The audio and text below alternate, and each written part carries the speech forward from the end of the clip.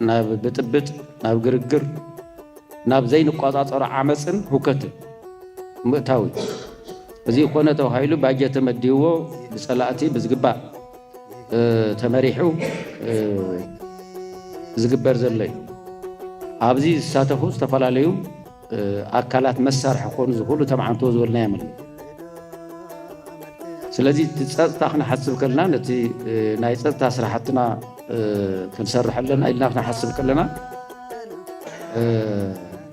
ካብቲ ዝመጻናዮ ጉዕዞ ፍልይ ብዝበለ መንገዲ ነቲ ኩነታት ምርዳእ ከድልየና እዩ ማለት እዩ ነቲ ኩነታት ምርዳእ ከድልየና እዩ ክንብል ከለና أبز حلفة بزتفادير بزنغرة بوليتيكاوي ترمس تخرت انتهاونا يوم زحلفنا استفلا لي تكبارات اللو زم تكبارات اليوم حدا استفلا لي ودابة فتيرو أو اشتنا نهوكتن قرقرن زسرحو أكلات اللو هجي أبز يوم زبهال دردر زبهال نقر كل يوم لندحج سبنا بسرعتنا بسيستم نيات باستفالة من قدي أبزدلي النابس حق أبزدلي الأخن حزة تدلي شفيت صنح تدليو أبزدلي صنحو لأخ حيزو زنك أساس سبلو نفولت أو نريو أبتم حبر السب أبتم كتماتا سنبر أكلا إذا أكل زي بكل وكارا كنبر يخي أفتينا والكامن واريكال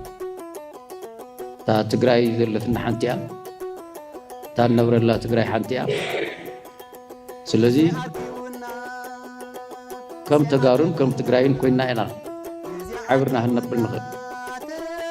برنا يستفعل عليه الأخن حسكا تمليسكا بالله كاتقور له نزي خا بعلوان نازيول خمس منقست زي اللعينات عايز تحيل زي اللعينات حق سرعة زي اللنا عينس مسل منقص أس زي كله دو كل له خيدو زي قداي زي مع الرايو لتمحور سوي زقود زل لتسرعتنا يزقود زل لتي إيكونومينا يزقود زل لتبوليتيكانا يزقود زل لتم حبر سب دمري ناب سجاءتنا حدا قاعد توزن سلذي حجين نري أزلنا نايت مر كوميتي صراحة ما بقى سنجورو تبتقرأ يزلوا جبت ودعوا هنا تاتي مالتي تبتقرأ يزلوا جبت ودعوا هنا تاتكاتم دول كوم نجاراتي بارتي يلو قندمو تدلي سراوي تزمت تدليو وجل أوش تقول دابتات فتيرون أدمان سلفين عمس يلعب كم دي عينت نجارات اللو أنا تنايت أمركم يتسرحتي زيوم نجارات يوم ما بقص الجبر كم كلنا أب كبابنا بستفلا لي من قدي سألا أزود دوم أكلات اللو زيوم أب وشت ودا فتيرهم أب دق خاعد كهيزهم أو وشت خاص حاول عتقي تطعيمهم لتم حاول سوون هو زجور ومن قصاص زي كم زوا دخول يدخل مغنياتات بوليتيكال خفتح زقبهم بوليتيكال يفتحوا بستوى الدبل سرع محدراوي سرعات بيركا عفت محاورة سوزر له شجرات كفتحوا تقبهم نجارات المفتاح كلهم صراحتنا ونور بمبلاس مال يعني مع صراحتي يكون قال صراحتنا ونور بمبلاس توم نصلتها مغنيات كونوا كفتات كلهم ملك إنها تحجر له خنثات كفتر خير اللي هو مالتي ስለዚህ ሕጂ ኣብ ትግራይ ተስፋ ሲንካ ክዕረይ ይኽእልን ፍታሕ ይኽእልን እቲ ፀጥታዊ ኩነታት ካብ ንቋፀሮ ንላዕሊ እዩ ስለዚ እዚ ተጠቒምካ ከዓ ናይቲ ማሕበረሰብ ምትሕብባርን ናይቲ ማሕበረሰብ ተሳትፎን ከይህሉ ጌርካ ድላይካ እናገበርካ ብናይ ሰብ ንብረትን ብናይ ሰብ ሃፍትን ክትጥቀምን ክትብልጽግን ካብኡ ዝሓለፈ ከዓ ናይ ሰብ ህይወት እናጥፋእኻ ንስኻ ተንደላቒካ ትነብረሉ ኩነታት ነዚ ዕድል እዚ ትህብ ትግራይስ ብፍጹም ክትህሉ የብላን። ስለዚ እቲ ኣብ ዞባና ኣብ ዞባ ደቡብ ማእኸል ጌርና ዝእቅድ እዚ ክንወፅእ ከለና ከም ዞባ ተን ዝበልናየን ምስ ዓፋር ይዋሰኒ ምስ ኣምሓራ ይዋሰኒ ብቐረባ ከዓ ምስ ናይ ፌደራል ዝተፈላለዩ ናይ ፀጥታ ኣካላት ዝዋሰንን ዝራኸብን እዩ። እዚ መበገሲ ገይሮም ብዝተፈላለየ መንገዲ ናብ ናይ ፀላኢ ደጀን ዝኸዱ ወገናትና እውን ኣለዉ። እዞም ወገናትና ፖለቲካዊ ብዝኾነ መንገዲ ክምለሱ ዝኽእሉ ፖለቲካዊ ስራሕ ሰሪሕካ እዩ ክምለስ ዝግብኦ። ካብዚ ሓሊፎም ኣሻፈረ ኢሎም ናይ ትግራይ ፀጥታን ናይ ትግራይ ህይወት እንተዘየባላሸና ዝብሉ ከዓ ናብ እርምጃ ተሰጋጊርና እርምጃ ምውሳድና ዝተርፈ ይኮን። ስለዚ እዚ መበገሲ ጌርና እቲ ናይ ዞባ ፀጥታዊ ኩነታት እንታይ እዩ ዝመስል ከመይ ኢና ክንሰርሖ ዝግበአና ዝብል ነገር ክንርኢ ሕፅር ኣቢልና ማለት እዩ። እቲ ሎማዓንቲ ንሪኦ ዘለና ሰፊሕ ገምጋም ካብ መሬት ተቐቢልካ ነዚ ገምጋም እዚ መበገሲ ጌርካ ዘይክኸውን ይኽእል እዩ ሓፂር ግዜ ስለ ዝኾነ፣ ግን ባዕሉ ንግምግመሉ ግዜ ኣቕሚጥና ኣብ ዝመቸዎ ግዜ ክንግምግሞ ዝግባእ እዩ ዝኸውን። ስለዚ እቲ ሕጂ ንጅምሮ ዘለና ናይ ፀጥታ ስራሕቲ ሓደ ዓብዪ መደብ ክልላዊ መደብ ምዃኑ ክንርዳእ ደልየ። እቲ ፀጥታዊ ስራሕቲ ክስርሑ ኣይከኣሉን። ይልቅስ በብደረጅኡ ዝነበረ ኣመራርሓ እቲ ፀጥታዊ ኩነታት ክርበሽን ክህወኽን እሱ ተጠቒምካ ደሞ ዝተፈላለዩ ድሌታትካ ንምምላእ ዘኽእለካ ኩነታት ንምፍጣር እዩ ነይሩ። እዚ ኣብ ዞባ ደቡብ ጥራሕ ዘይኮነስ ኣብ ጠቕላላ ኩለን ዞባታት ትግራይ ዝነበረ ሽግር እዩ። ስለዚ ኣብቲ ግዜ እሱ ዝተፈጠሩ ዝተፈራረሱ ፀጥታዊ ስራሕቲ ኣብቲ ግዜ እዚ ተፈራረሱ ዝተፈላለዩ ንዝተቐናጀወ ናይ ፀጥታ ስራሕቲ ብዝግባእ ንኸይፍፀሙ ምክንያት ኮይኑ እዩ። ስለዚ እተን ኣብዛ ግዜ እዚኣ ክንሰርሐን ዝግበአና ዓበይቲ ስራሕቲ ከዓ እቲ ሓንቲን ዋናን ዝተረጋግአ ፀጥታዊ ኩነታት ምፍጣር እዩ ኣብቲ ዞባ ይኹን ኣብቲ ክልል ማለት እዩ። ስለዚ ከም ክልል ብዓብይኡ ኣብ ጠቕላላ ህዝብና ተስፋ ምቁራፅን ኣብ ጠቕላላ ስግኣትን ዝእተወ ኣብዚ ናይ ፀጥታዊ ሽግራት ዝምልከት እዩ። እቶም ናይ ፀጥታዊ ሽግራት ብኸመይ መልክዕ ይግለፁ ኩላትና ንፈልጦም እዩ። ብዝተፈላለየ መንገዲ ኣብ ትግራይ ይኹን ኣብቲ ዞባ ዝተረጋግአ ፀጥታዊ ኩነታት ከይህሉ ዝገብር ኩነታት እናተፈጠረ መፅኡ። ስለዚ ሕጂ እዚ ከም ክልል ንብል ዘለና ያው ኣብዛ ዓዲ ስለ ዘለና ሳዕ ሕጂ ከም ክልል ሓደ ዓብዪ እቅድ ተታሒዙ ዘሎ እቲ ናይ ጥምር ኮሚቴ ስራሕቲ ምጥንኻር። እቲ ናይ ጥምር ኮሚቴ ስራሕቲ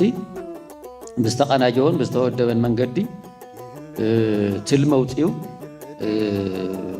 ዘሳኽዕ ምሽተታት ነፂሩ ናብ ስራሕ ኣትዩ ናይ ስራሕ ውፅኢት እውን እናገምገመ ናይቲ ናይ ስራሕ ውፅኢት ብደካማ ይኹን ብጠንካራ ጎኑ እናፈለየ ናብኡ ክመሓሽ ዝግብኦም እናመሓየሸ ጠቕላላ ኣብ ትግራይ ተፈጢሩ ዘሎ ፀጥታዊ ህውከት ወይ ዘይምርግጋእ ናብ ንቡር ምምላስ እዩ ሓደ ዓብዪ መደብ ናይቲ ክልል። እዚ ብትግራይ ደረጃ ዝተቋቋመ ብሄራዊ ኮሚቴ ኣሎ። ዋና ስርሑ ናይቲ ብሄራዊ ኮሚቴ እውን እዚ እዩ። ነቲ ናይ ትግራይ ናይ ፀጥታ ሓይልና ፀጥታ ቢሮ እውን ዋና ስርሑ እዚ ሓደ እዚ እዩ። እቲ ናይ ምልሻ ቢሮ እውን ዋና ስርሑ ሓደ እዚ እዩ። ፖሊስ እውን ዋና ስርሑ እዚ እዩ። بدمر خاطر ممحدار كمان ناس رح غيره لازم نايس أكلات زيهم أتأميرو تبتقراي زلو زي ترقاق نايس تاسرحتن زي توهاد نايس تاسرحتن بزي مغنيات كأف حزبنا تفتير زلو كتم شقرن أف حزبنا تفتير زلو شقات أو كلهم ناي تفلاليو ناي المعت مقص أساسنا يكون ناي من محدارة وسرحتنا يكون أب تقلالات ناي محابر سب ناي هيوت ناي نورو قصاص أب هيوت زفتر زلو شقات أنتيتكا توم شقراتا وقيدكا استرقاق أخنتات مفتار كم كلل حدا عوي مدى بحيزو اكدا اقيدو نابس راح يغفرلو قزيم معراري له سلازي تحجن كايدو زلنا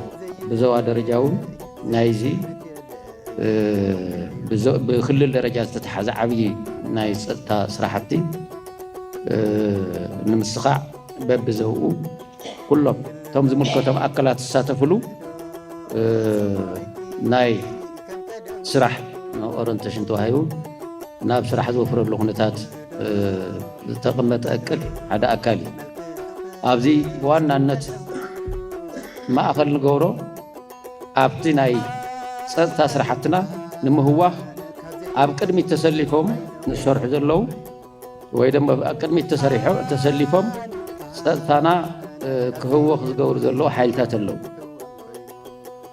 ذي بوانا النت صلاتنا يوم زوم صلاتنا زوافروم تمولتي حيلتاتك الله زيوم كافتم كافتفلالي خبابي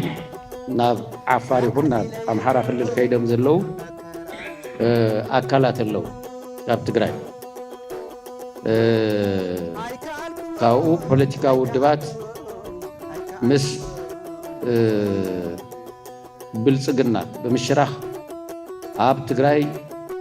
ህውከትን ሽግርን በመፍጣር ድሌተም ከሳኸ ደልዩ ዝተፈላልዩ ፖለቲካዊ ሓይልታት ኣለዉ ማእኸል ናይቲ ሽግር እዚኦም ቀፂሉ ከዓ ኣብቲ ማሕበረሰብ ዘለዉ ብስርቅን ብሊብነትን ብምጭርባርን ዝጥቀሙ ኣካላት ከዓ ኣለዉ ብዋናነት እውን ናይዞም ኣካላት እዚኦም ናይዞም ብፀልአ ዝለኣኹ ዝተፈላለዩ ፖለቲካዊ ኣካላት እውን መሳርሒ ክኾኑ ዝኽእሉ ብቐሊሉ ማለት እዩ በዚ ምክንያት እቲ ኣብቲ ፀጥታና ሽግር ዝፍጠር ዘሎ ብሳልሳይ ደረጃ ከዓ ወይ ብራብዓይ ደረጃ ኣብ ባዕልና ኣብቲ ናይ መንግስቲ ማሕበር ዘሎ ኣካል ይኹን ኣብቶም ናይ ፀጥታ ኣካላት ዘሎ ሽግር ይኹን ሓደ ንፀጥታ ምህዋኽ ሓደ ምክንያት ስለዚ እቶም እቲ ፀጥታና ክህወኽ ዝገብሩ ዘሎ ኣካላት ብዙሓት እዮም ናይ ብዙሓት ጥርቅም እዩ ፀላእ ዘዋፍሮም ዝተፈላለዩ ፖለቲከኛታትን ሸፋትን ኣለዉ እዚኦም ዝወደውዎም ሓይልታት ማእኸል ኣብ ውሽጥና ዘለው ኣካላት ኣለዉ ናይ ባዕሎም ድሌት ብስርቅን ምጭርባርን ብሊብነትን ዝነብሩ ቡድናት ኣለዉ ካብዚ ሓሊፉ ከዓ ባዕሉት ናይ መንግስቲ ማሕበር ምምሕዳር እቲ ናይ ፀጥታ ኣካል ከዓ ኣብቲ ናይ ፀጥታ ህውከትን ኣብቲ ፀጥታ ጠንቂ ዝኾኑ ምክንያታትን ምፍጣር ከዓ እዞም ኣካላት እዚኦም እውን ኣለዎ ስለዚ ካብዚ ኢና ክንውገስ ነቲ ትግራይ ከም ትግራይ ኣብቲ ናይ ፀጥታ ስራሕትና ናብ ንቡር ንምለስ ተባሂሉ